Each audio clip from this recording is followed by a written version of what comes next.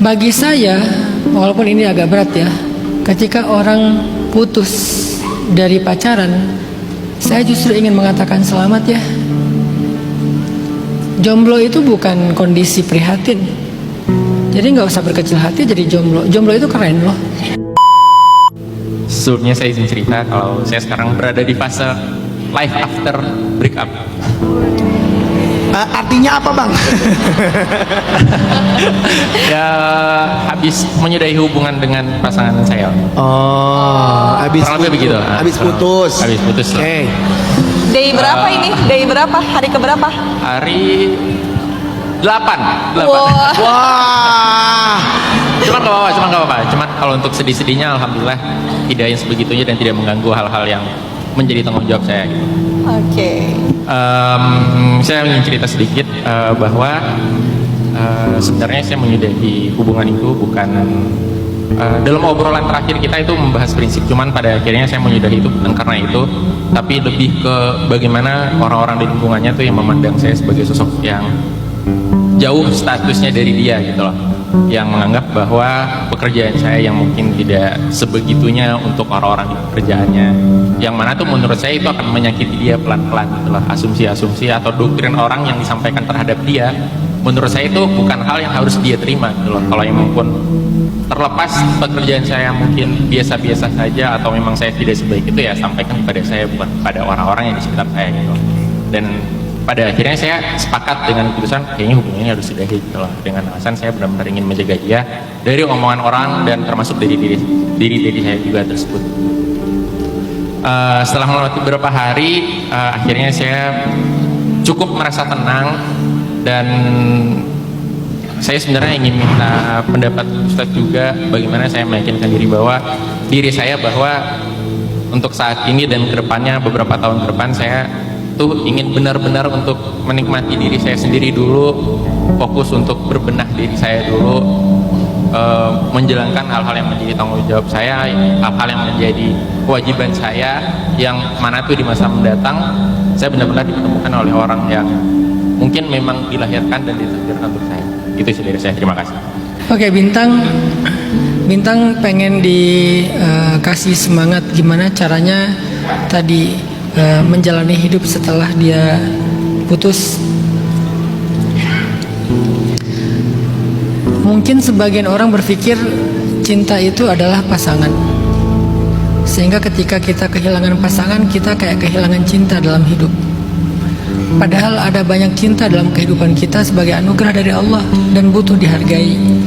Ada cinta yang bernama ayah, ada cinta yang bernama ibu, ada cinta yang bernama kakak, adik, yang pasti bukan ipar ya, karena ipar adalah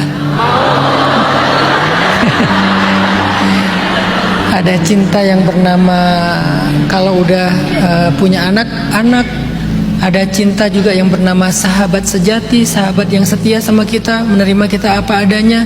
Bukankah itu cinta-cinta yang berlimpah yang layak kita hargai dan kita menikmatinya, sehingga kita nggak sendiri sebetulnya. Nggak apa-apa kita mau kayak lebih fokus dengan diri kita, upgrade value kita, cari pengalaman sebanyak mungkin.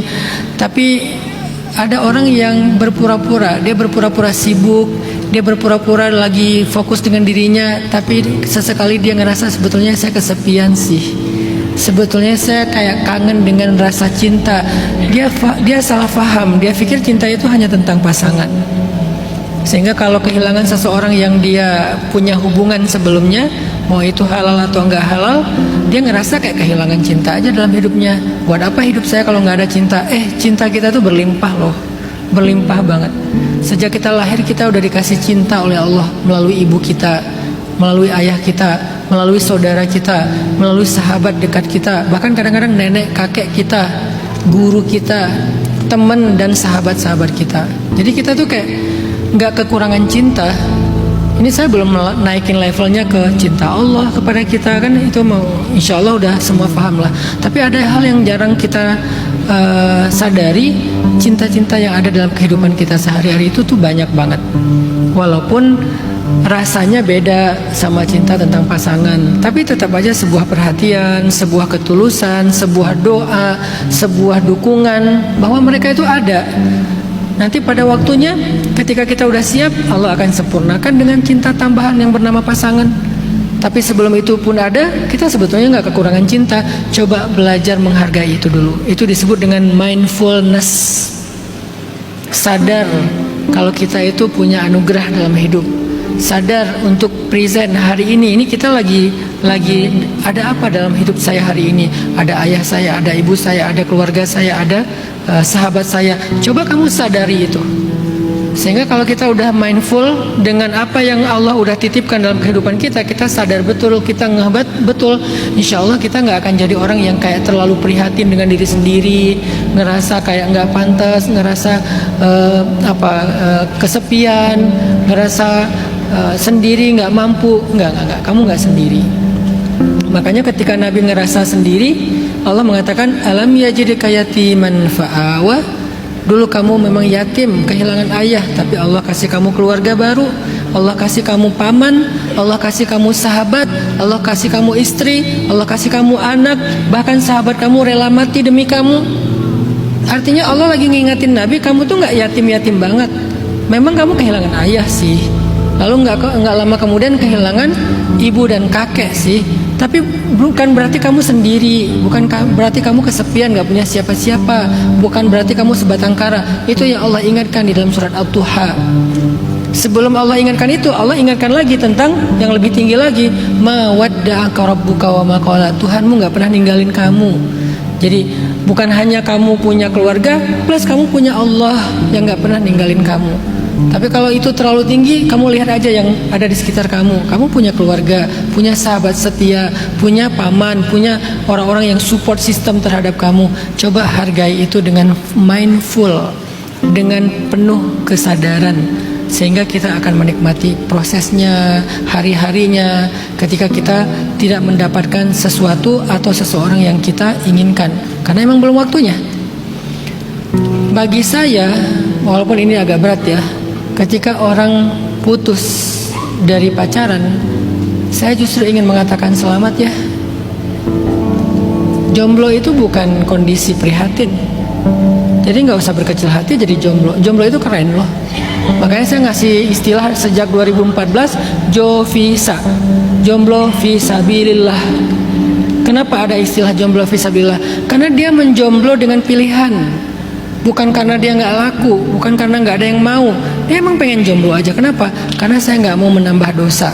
Jadi menjadi seorang jomblo karena dia nggak mau menambah dosa, akan dapat tiket kedua di antara 7 tiket yang dikasih Allah di padang mahsyar untuk mendapatkan naungan Allah. Hanya ada 7 golongan yang dapat naungan Allah di padang mahsyar. Dari 7 golongan ini, nomor 1-nya pemimpin yang adil, nomor 2-nya langsung pemuda yang tumbuh dalam ketaatan. Setelah pemimpin yang adil, bahkan lebih duluan daripada yang lain-lain. Yang lain itu apa? Ahli sedekah, yang bersedekah dengan tangan kanan tapi tangan kirinya nggak tahu. Ahli zikir, yang berzikir di malam hari sampai menangis habis-habisan karena takut kepada Allah. Itu malah setelah jomblo fisabilillah. Nomor 2-nya urutan dari 7 itu langsung pemuda yang tumbuh dalam ketaatan. Salah satunya yang menjaga diri. Siapa pemuda kayak gini? Kalau dalam sejarah ada Yusuf, ada Yahya. Kalau laki-laki itu idolanya para jomblo tuh. Jomblo-jomblo yang hebat, yang fisabilillah itu Yusuf. Digoda sama seorang cewek, kemudian ditarik bajunya sampai sobek bagian belakangnya. Kenapa bagian belakang? Karena dia mencoba untuk menghindar. Makanya yang sobek bagian belakang. Kalau kita depan belakang sobek. Kalau ini bagian belakang yang sobek, menunjukkan bahwa Nabi Yusuf itu menjaga diri kan ya. Nabi Yahya sampai dipenggal ketika lagi sholat. Gara-gara apa? Nolak cinta seorang cewek yang belum beriman. Dipenggal Nabi Yahya. Kalau cewek siapa yang kayak gitu jomblo fisabilillah? Sayyidah Maryam, perempuan hebat, anak muda yang tidak pernah dekat dengan laki-laki. Saking sucinya Maryam, nggak ada laki-laki yang pantas buat dia, sampai dia harus punya anak, hamil tapi nggak punya suami. Bukan hamil di luar nikah, hamil nggak punya suami, nggak disentuh laki-laki hamilnya. Menunjukkan betapa mulianya Sayyidah Maryam.